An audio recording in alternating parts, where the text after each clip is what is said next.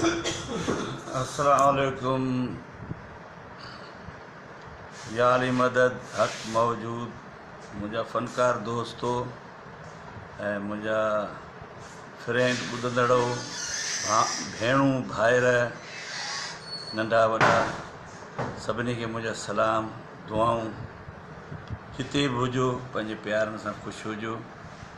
असां सिंध फ़नकार तंज़ीम ठाही आहे, उन जे करे ऐं सभिनी सिंध जे फ़नकारनि खे अर्ज़ु करियां थो त तंज़ीम जी तस्बी में मणका मणका थी पुॼी वञो त पाण हिकु पंहिंजी सुञाणप थी ऐं पाण पंहिंजे हक़नि ताईं पंहिंजे नेक मक़सदनि ताईं पुॼी सघूं। ऐं ॿिए ॿुधंदड़ दोस्तनि खे बि आऊं दुआऊं सलाम ॾियां थो ऐं थोरो तव्हांखे कलाम झुंगारे ॿुधायां। कॾहिं राज़ी थी मिलंदे राणा सोढल यार सियाणा,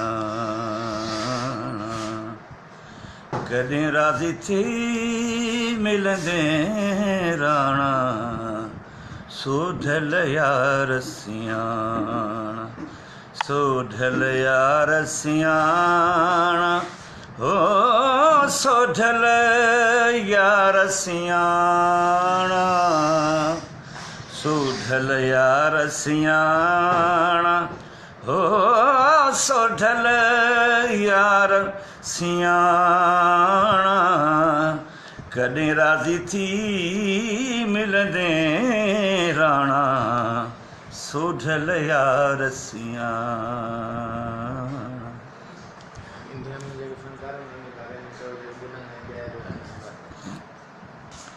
ऐं असांजा सिंधी भाउर जेके इंडिया में रहनि था ऐं असां उहे सिंधी भाउर जेके मूंखे पसंदि कनि था, उहे सूबे गुजरात जा असांजा सिंधी भाइर भेनरूं सभु जेके असांखे ॿुधनि था कच्छ भुज में, उन्हनि सभिनी खे ॾिनारा वारनि खे, ॿनीअ वारनि खे, मूंधाण वारनि खे ऐं पूरे पछमाइन खे ऐं मूंधाण वारनि खे, मुंहिंजे उस्ताद मिठू कच्छीअ जे मुल्क वारनि खे सभिनी खे दुआऊं ऐं सलाम।